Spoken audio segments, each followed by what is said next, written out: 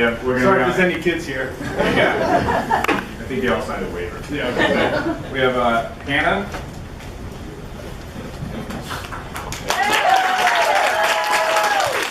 And we also have Heidi.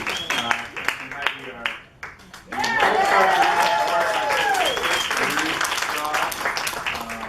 I believe Heidi got injured.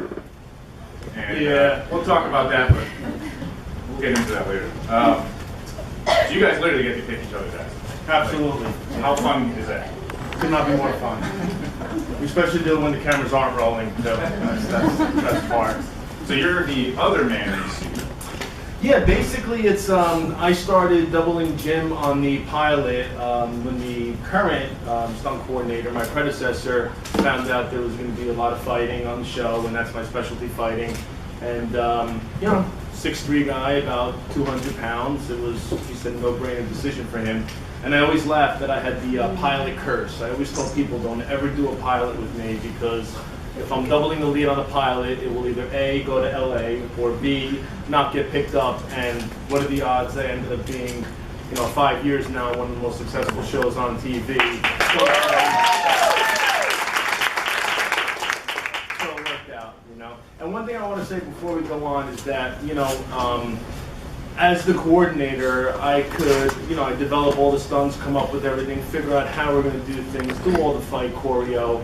You know, I could come up with the craziest things in the world, but if I don't have talented people to actually do the choreo and to pull this off on the camera, then it's all useless. And you know, Hannah and Heidi are just amazing, and without them, you know, I could great choreo. If I don't have the talent to pull it off in the New York stunt community, there's nothing. I mean, I could have all the best ingredients in the world, but without the bread, I have no sandwich, and this is my bread right here. So.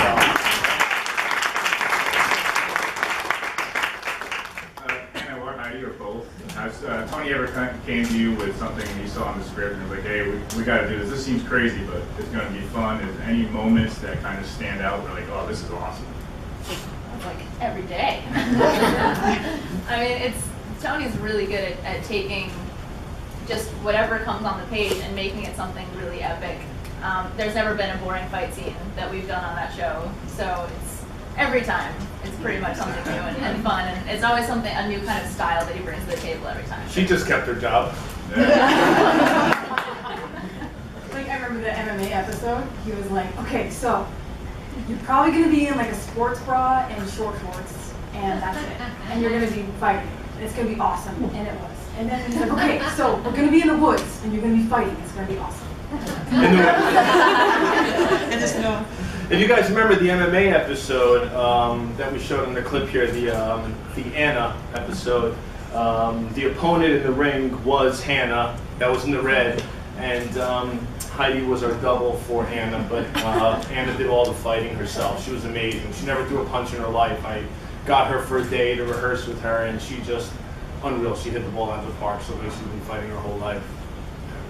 How long have you guys been in the industry and as a stunt? You know, I've been doing this for about 16 years now, about 175 movies and 3 emergency room visits. My poor mom. I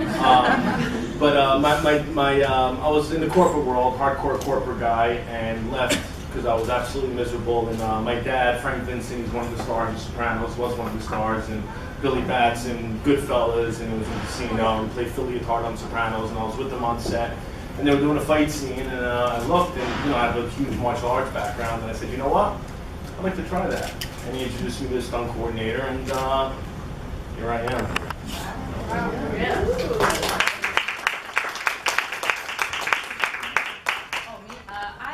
I'm fairly new, actually. I mean, I've been in probably about 4 or 5 years now, and working steadily for about 4 of those. I don't know, I have a martial art background, loved fighting, met some people that did it, didn't even know it was an option. I was in college for psychology at the time, and someone was like, hey, stunts, and I was like, that's it. That's what I'm gonna do. So, you know, left school and came here.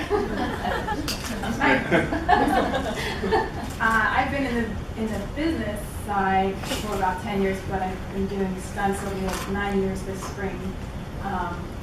I have a very extensive, long martial arts background as well, and an athlete in high school and college, and went to NYU. And that's actually how I started stunts in general. I went to NYU as an actor, and a bunch of my friends had student films and graduate films, and I just helped choreograph fight scenes, and I was like, this is way cooler. So I was really drawn to the action side. Started that just a few years after, 9 years later. Historically, so everybody knows, Heidi has always been our root double, and last season there was a lot of action for Martine, so Hannah was our Martine double, and they did the fight in the woods and all that. Unfortunately, Heidi got injured, not on my show, on another show, to go unnamed, but she got injured, so right now Hannah is taking over the root responsibilities while Heidi heals, and she's filling shoes well. And but to be honest, any female on the show, I mean, these are my two go-to girls. I mean, hands down the best fighters in the business, and they're my go-to girls for just about anyone. If they're a little on the taller side, it's Heidi. A little shorter, then it's Hannah. It begins and ends here. How much practice goes into coordinating a scene, and probably from the script when you get it? Is it a few days or weeks, or is it literally?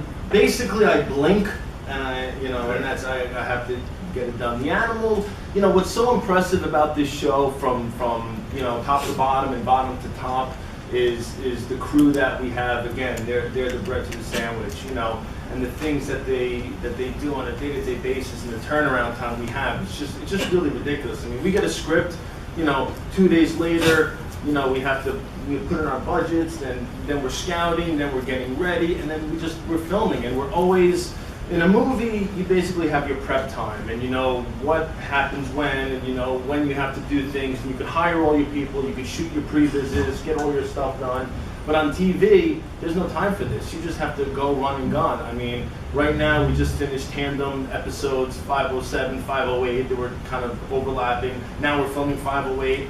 I'm on my first day on 508 tomorrow, and I'm already knee deep and prepping 509.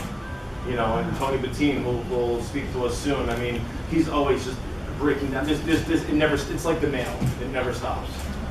So when you guys see yourself on TV, are you like, that's me? That's not Jim. That's not Rude. That's not You guys, did your family ever really? It's funny. Stunt people, for the past when I first brought this up to especially Hannah, she's been like, I don't want to do this. I don't want to do this. By nature, stunt people are not into look at me, because we're always used to hiding our faces, and just going in and getting the work done. So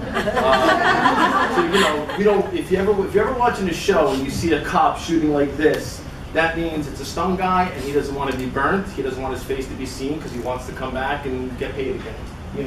So we call that on the show, you're burnt, meaning someone comes in, they play a part, character, they're burnt. We can't have them come back, because if I have a guy as one episode as a cop, and then 3 episodes later he's a gangbanger, Tony Martine, our script supervisor, will be at my door with a baseball bat saying, are you nuts? I can't do this. So, my fear actually is season to season, I kind of use I erase the board and I use people over. And my fear is now syndication, that we're going to have an episode where we have one guy playing a cop, and the next episode, even though I scheduled it that it was 2 seasons apart, episode after episode, he's going to be a different character. So, but Samaritan we don't mess around with. Once a Samaritan, always a Samaritan.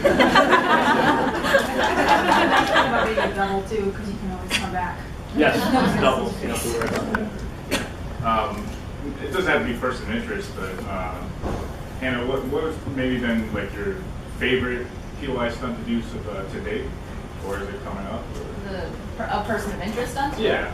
I mean, it's great because he always brings me in for fighting things, and fighting is just by far my favorite thing to do.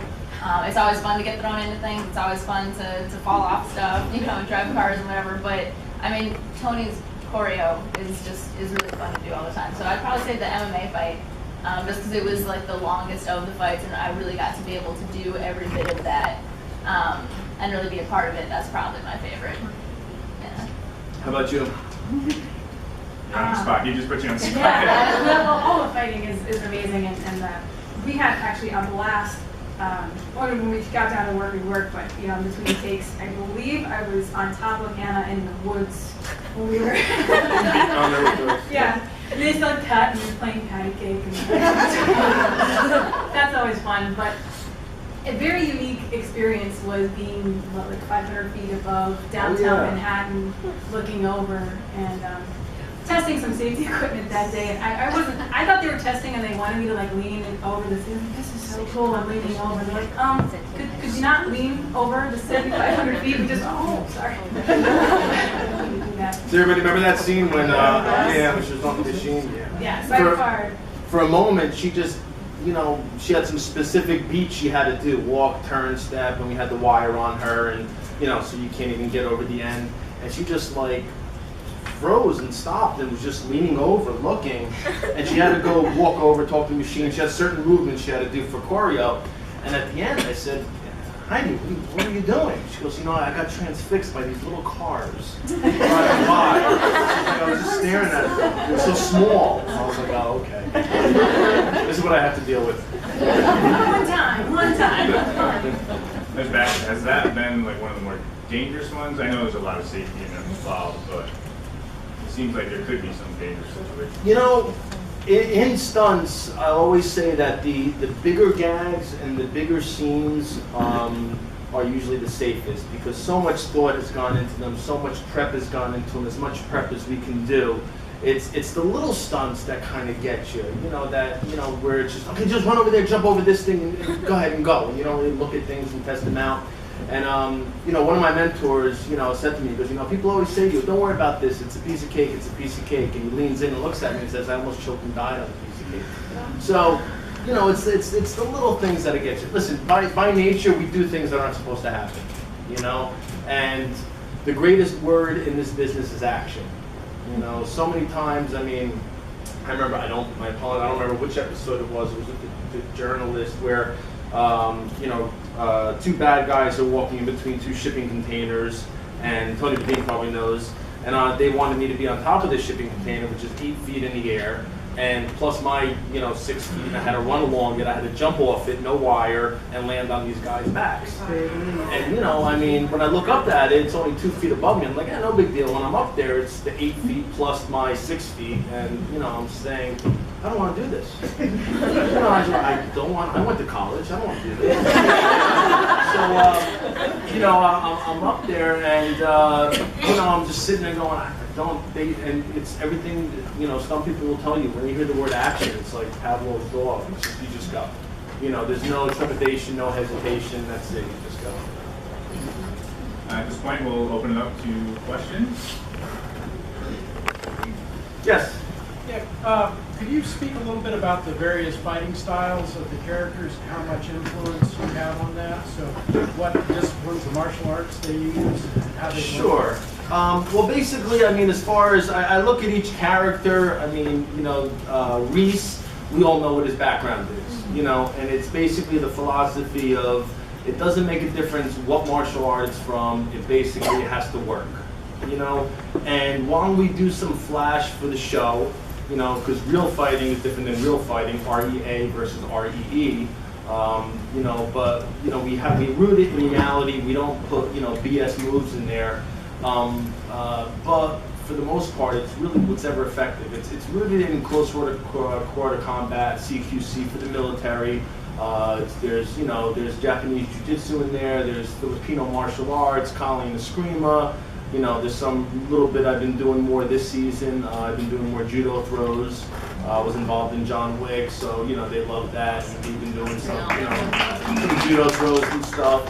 But, you know, I always say a good fight scene, when you watch a fight scene, unless it's script specific, you should never watch a fight scene and say it came from this style. You know, that's you know, I mean, I hate when I watch a show and I go, oh, the fight choreographer practices this art, you know. So, you know, he kind of uses what he does. And like I said, I started off on the show as Jim's stunt double.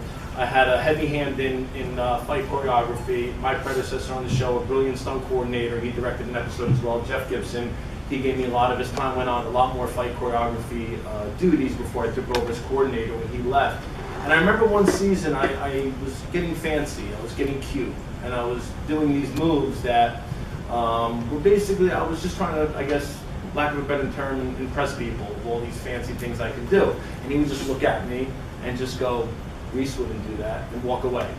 And I realized, Reese did not get to be, listen, the people that are in Reese's line of work don't really live as long as, Reese is, so they're not going to be going and trying new things. The challenge for me is to use this core set of moves and curriculum and then come up with innovative ways to do it, and to beat people up with a book or a wooden spoon or whatever. With Rue, I kind of look at her as more slinky and sneaky and more deceptive. In her fighting style, like when we did the choreo, I like her to be kind of like slip and evade moves. Shaw just likes to bang. She's just kind of like a savage. She wants to bang, and we allowed her to get hit, because it's a fine line also too. Like me, I feel bad like having a woman get hit in the face on screen, and Sarah was like, no, I like that, it's okay. Jersey thing. Yeah, talk, and I also say coffee.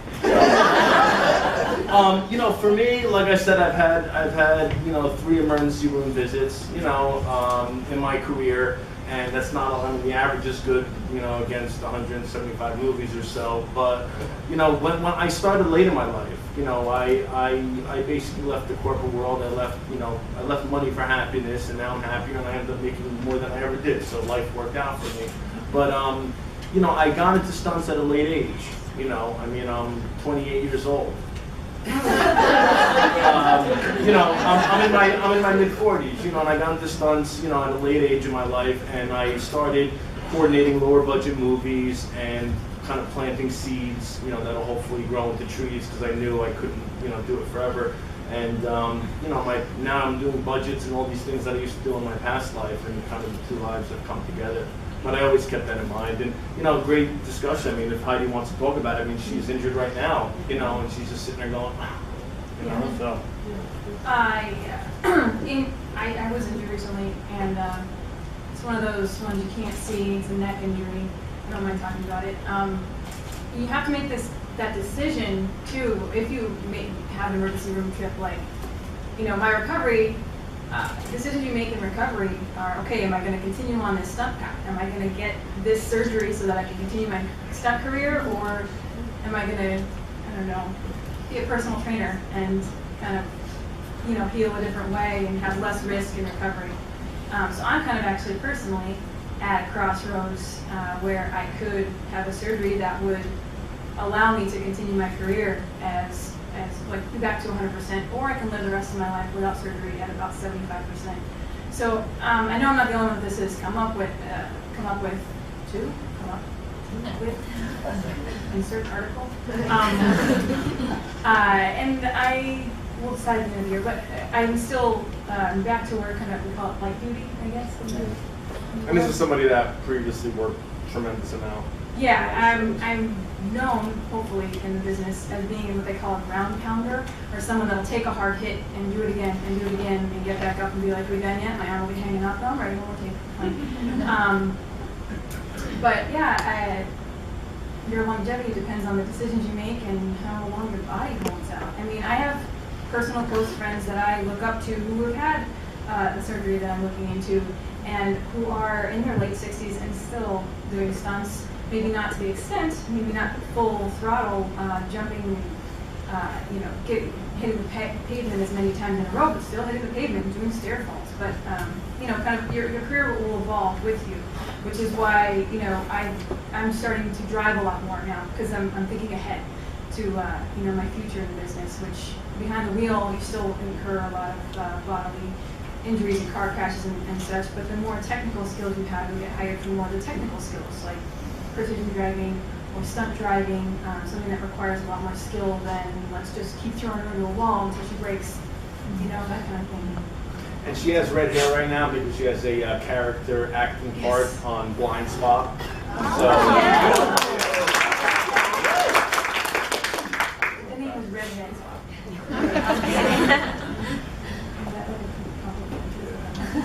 Don't watch that. Watch this.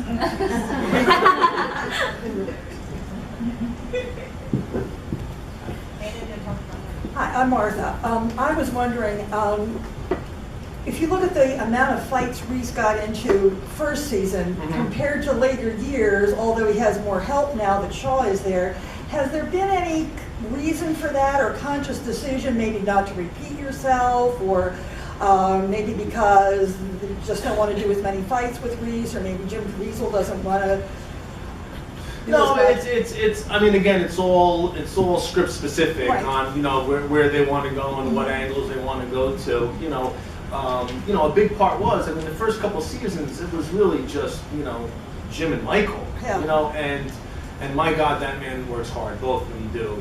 But on top of the acting duties, Jim had many physical duties to do, and it took a toll for a while. But I don't think there was any conscious shift. Any conscious shift away. I mean, we still always have to make sure, look, Reese kicks ass, that's all there is to it. So we just have to make sure that we still have those moments. And, I will say this, those moments are not far and few between in this season. He does his share of ass kicking.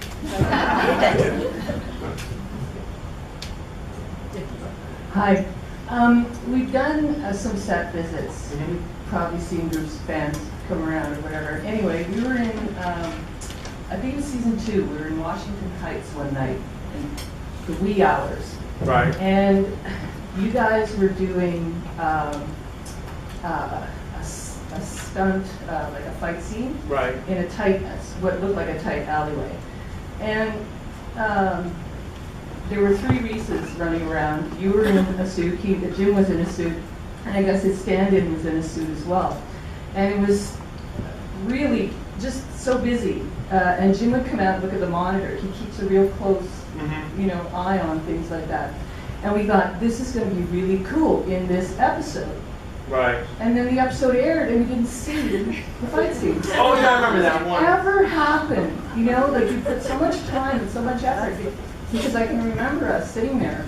I think what that one so was. Interesting. I think what that one was, and Tony could correct me if I'm wrong. I believe that night it was supposed to be a very cool fight scene with both Reese and Shaw fighting 3 guys in the alleyway. Shaw was there. And what had happened is that Sarah was deathly ill that evening. Yes. So she could not come to work, and we tried doing it all with the double. Now, again, we all work as the silhouettes. I mean, do I look like Jim? Unfortunately, not. I wish I looked like that man. But we have the same silhouette, the same structure. And from behind, you'd be hard pressed to really know. It was at times, especially in the final edit. But because we had to do this fight 100%. With the double, I mean, we're not clones. I think what happened is that, it was too obvious and it didn't cut together well, because usually when you have the actors, the double, boom, cut back and forth, they could cut together seamlessly. So it didn't work. So either it was a combination of, we didn't have Sarah there, so you had to do this whole fight scene without seeing one of your heroes. And then and so many times the episodes will run over in time, and they have to start looking at places. What can we pull? What can we pull? What can we? So it doesn't happen often, though, does it? When you put that much time, that much effort into full. Not full. No, a full. Thing. That was probably the only time that I can remember that a full scene was taken out. Like, things are always chopped down. That's why I've learned to not get too attached to my choreography, because it's a thing when you're a stunt coordinator, a stunt performer, or a fight choreographer, you get very attached to your choreography, and like when the director wants to pull out a punch or a move, you're like, oh, I like that so much, but you have to learn to just like let it go. And there's been times where I would come home after, as a performer, doubling for Jim, I would come home and say, man, I was a stud tonight. And then I watch the final edit and I'm like, other times I would go home and be like, man, I was off. And then I watch it and I'm like, holy shit, this was great. So it's all, and how it's edited together. And really, it's not a good indicator of how you feel on the scene than what the final product is. Yes? You talked about choreography. I'm a musician and I used to dance. Do you do this to a beat, or is it just a 1 to 2, bum, bum, bum? What a brilliant question. I think to get around the reason being is that as a musician myself, I play guitar, and I gave her one of my guitars that she was stealing. So fight scenes should all have flow. That's why I'm not a fan of MTV style editing, you know, video editing where it's like, because when you do a fight scene, it all flows together. Just like the body moves like a gate. If you throw a punch this way, your body is set up like a gate to go this way, to this way, and all moves set up the next move. The hardest thing about doing choreography is the first 2 beats, the first 2 strikes. You go crazy. Once you do those first 2 strikes, then it just flows and goes, and everything, you know, flows well. And I get really, we just did a big fight scene with Root recently at a wedding scene, and you know, Hannah did it, and you know, Hannah just watched it and she just got it right there. And A, because she's great at choreography, but also B, because it's kind of like every move your body knows what should come next. So you don't have to remember the move because your body kind of knows it. And as far as music goes, I always say there's something, there's in fight choreography, there's beats and there's half beats. A good choreographer just does the beats, and a good fighter just does the beats. A great fight choreographer and a great fighter will do what I call the half beats. So if my sequence is to punch somebody in the face and punch them in the stomach, for the other person to just sit there and be like a Rocky Balboa movie, pick the hits, that's boring. But what they should do is they fill the half beats, they fill the space, like quarter notes, 8 notes, etc. So what happens is that if I'm going to punch somebody in the face and then I punch them in the stomach, they should start trying to punch me in the face. It'll never get to me, but you know, it fills that space, so they're not just a punching bag, and it doesn't look like choreography. It looks more alive. You know, so they're always, if you watch with fight scenes, some people just take the punches, and other people are always active and filling that space and trying to initiate their own attacks, so it kind of doesn't look like choreo. It looks real. That's what's a great question. I had one question about, we were talking about Root and the 5 different fighting styles based on kind of somewhat from the actor's background. And that Amy Actor obviously is a ballerina, and she has more like live cat-like moves. But there's been, she also is completely badass on the show, and her style of shooting is with the 2 hands. Yep. And the fans, we have speculated about everything, and we have been kind of wondering, how did Root, as a hacker, become such a badass fighter and shooter? Right, Do you know? I mean, you may not know. It's just with us. No. I really. I mean, you know, she must have been able to pick up these things along the way. I mean, I have no specific backstory of, you know, of what it would, you know, where she got the skills from. And is it easy for Amy to do those types of things? And all dancers, I'll never forget my first introduction to this was I think it's white collar Matt Bomber. Matt Bomber. I heard the girls go. You know, we did this huge boxing scene on white collar, and you know, boxing is hard because it's all punches. With martial arts, it's easy because your knees and your kicks break up, and you can remember clusters. But when you're doing just strikes, hands, boom, cross, it gets so hard to remember. And he watched it once, and then he had it down. And I said, Matt, how did you just remember that? It took me like so long to remember. He says, I used to be a dancer. So dancers have that choreo muscle in their head. Amy's amazing. What cracks up about Amy is that, you know, and these girls will tell you, she'll just do this badass fight scene and she'll just knock the socks off everything. Then they'll cut and she'll go.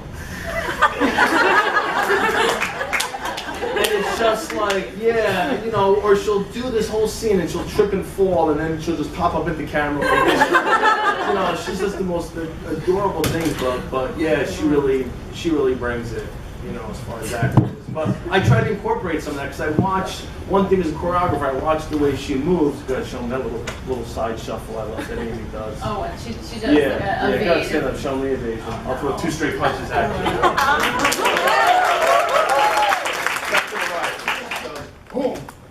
So it's just very, again, so it's very, I like to move like that. When I saw how Amy moved with the gunfire, I was like, okay, so you kind of want to, you know, work with their own physical movements and you know, and how they move and stuff. You know, I mean, the first time I saw Sarah throw an elbow, it's like, okay, Shaw's going to be throwing elbows. Because she just, you know, I feel them in my bones when she throws them.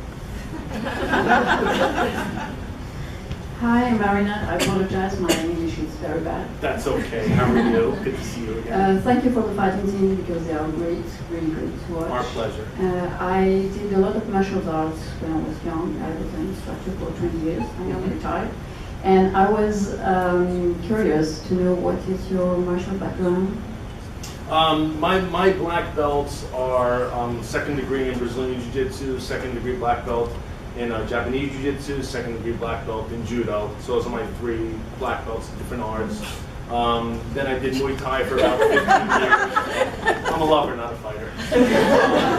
I did Muay Thai for about 15 years, which is the Thailand's national sport of kickboxing.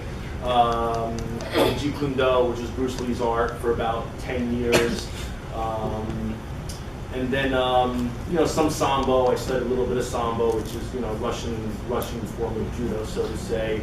And then, Filipino stick and knife fighting. I did that for about 3 years or so, but that's strictly just to round myself out for film.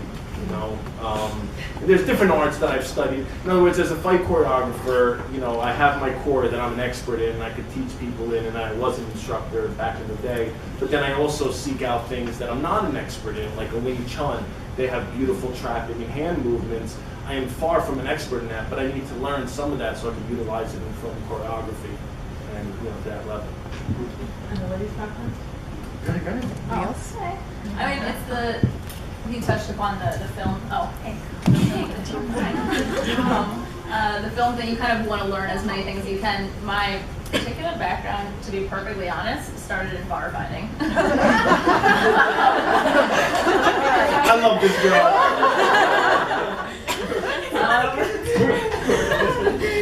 And then I found a better way to put my aggression into a sport and started with boxing. And that was kind of what I brought to the industry. And then once I got into the industry and realized you really kind of need a more eclectic range of things, I got into Muay Thai, which was the next best thing to boxing. And then started doing some Taekwondo, and even started doing some tricking, which is more kind of like fancy stuff. So I'm still building. I have what that you can utilize, and we keep training. That's all we do. If we're not on set, we're at the gym, and we're training as best we can for all different things.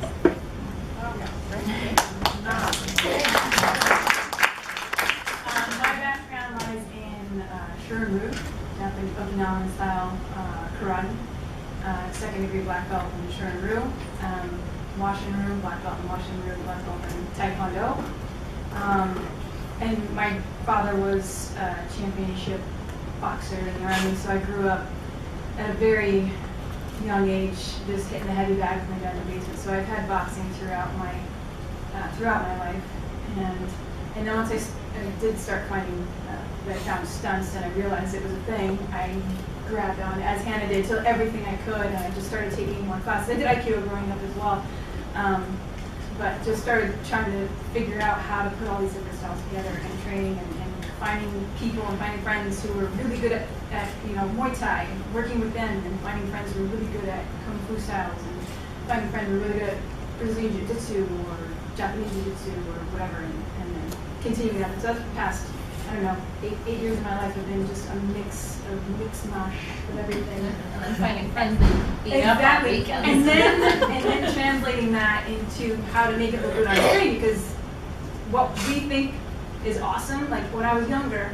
I used to do little fight scenes with my friends. You had to make up like 3-step movements, like a 3-step takedown, or 5-step takedown for, getting to your next degree or your next belt. But it really looks boring on camera. So what I've learned a lot from Tony as far as how to make it look good. Because boom, boom, I hit it right. I did all these things, but nobody saw it. You have to think about. You have to slow down on camera. Slow it down. A hook punch for a boxer would be nice and tight. Can't see it. Doesn't look like anything. Did they hit him? Everything is, you want to, picture like somebody told me once, it's like you have a beer mug in your hand. You want to smack them in the face with a beer mug. That's not like a little cheesy, right? But yeah, beer mug. But you look at it on camera, like actually, it just looks like it sells. It looks like it looks good. So that was another challenge. Constant challenge. Which angle you're going to shoot it from. So not only is it having like a good martial arts background, you could have like the girl from the MMA episode, Bella, had zero martial arts background. She said, oh, I took a few kickboxing classes, you know, like cardio kickboxing. But she sold it because Tony showed her how to make things sell and how to make it look good on camera. An interesting story about Jim that Heidi just reminded me. You know, when we first started in season 1 doing the fight scenes, Jim comes from a hard style of karate. When I say hard style, it's there's soft styles and hard styles. It's very, you know, one strike, one kill mentality, and it's a hard block and a hard strike.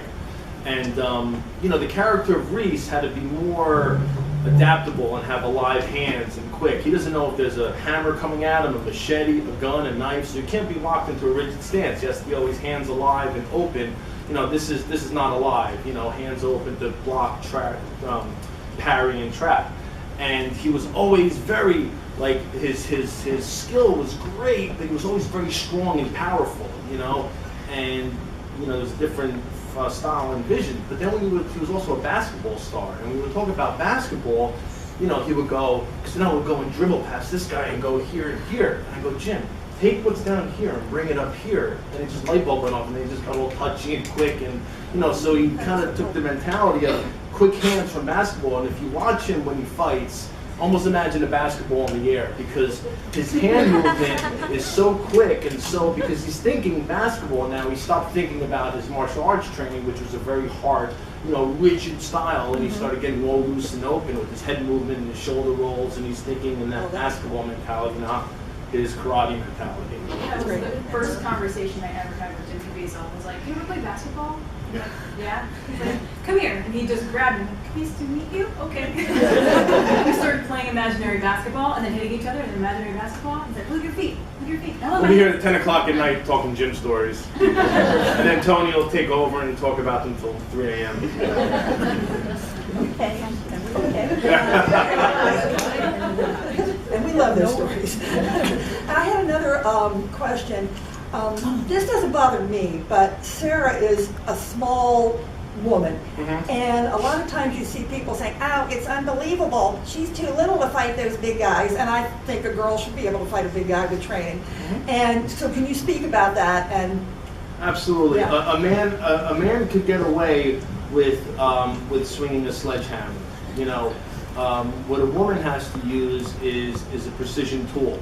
You know, there's no arbitrary strikes. You know, Tony Martine and I laugh all the time. He was a football star, and he's like, if I get my hands on you, Tony, I'm ramming you in the wall. You know, he says, I'm not gonna let your hands be free because you're so damn fast. You know, so you know, you take someone like, you know, like a Sarah with someone of her size. And this is a challenge that we had. Everything is surgical. She's not just arbitrarily punching somebody in the face. You know, she's going for the button. She's going for the nose, for the eyes. She's going to take out a kneecap.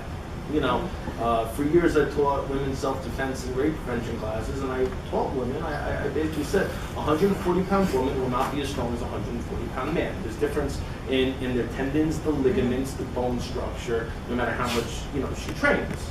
You know, so, you know, I would teach them that they have to, you know, go for certain targets, you know, and when they're scared or if they're being accosted here, and just boom, right into the nose, you know, and you know, that nose, you touch that nose, no matter how big and strong you are as a man, the eyes will start watering, they'll start tearing, and you have time to either follow up or run away. So everything we do to her is, when I do her choreo, it's you know, we just did a scene the other day. It was break the arm, break the knee, break the nose, you know, and stomp when they're on the ground on the way out.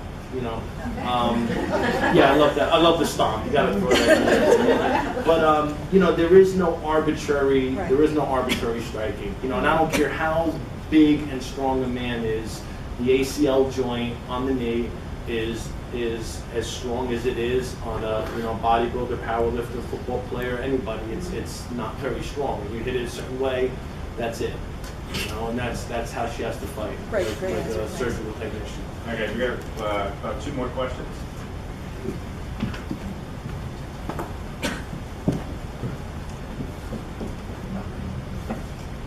I just wanted to say, I mean, you guys are all great. It's fabulous what you do, and you know, very believable. It's not like the old style westerns where, pow, I hit you, and you can see the fist is this far away.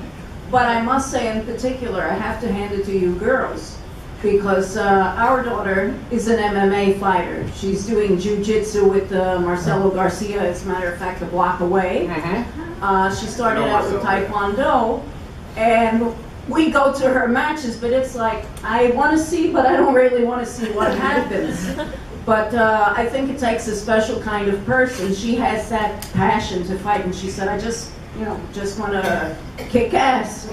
She said, it makes me happy, and that's very true. What this lady asked before about Sarah Shahi. She's such a tiny woman. How does she do it? How does she make it look so real? It's not impossible. I think a woman has to have more passion. That's what my daughter says. She said, everyone treats me like, oh, you're so little, you're so thin. How can you do it? We're afraid to break you in two. Yet when she takes on an opponent, when they're practicing, she surprises the guys. She said, I take on big guys, and when they're on the floor and I'm on top, it's like, oh my God, how did you do that? So I take my hat off to all of you guys, but as I said, in particular the women, because I have a first-hand view of what it takes to really be passionate about what you do. Thank you.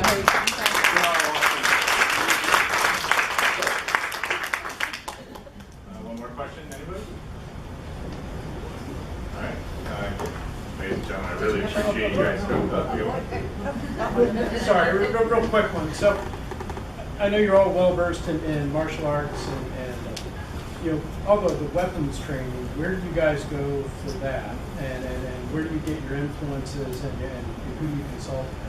Well, for me personally, I have I used to do a lot of in between when I left the corporate world and got into stunts. I realized let me do something to be productive. So I taught a lot of clinics to different federal and local jurisdictions and the DEA and SEAL groups and stuff that wanted to learn things. And afterwards, I would always ask them, "Can you show me stuff?" So that's weapons handling, clearing a room. All the SWAT stuff we use, and it's always changing. It's always, SWAT guys used to be low ready, now they're in here, this hand clearing, and it changes on a month to month how they clear rooms. Have a lot of friends that are on the police department, go to shooting range and gun handling, and I would hate to hear, from Jason, when they do something on the show and it looks like, there's people that have military backgrounds and know how to handle weapons, and when they see things like, when someone has a gun up like this and a SWAT guy and a guy walks in front of them, they don't drop down, they flag them. These little silly things, that takes people out of the moment and it takes them out of the scene. So we really try to stay accurate to that and try to make it look real. But again, we have to have some little flourish to things, and we have to put our little like I said, there's real REAL and there's real REEL.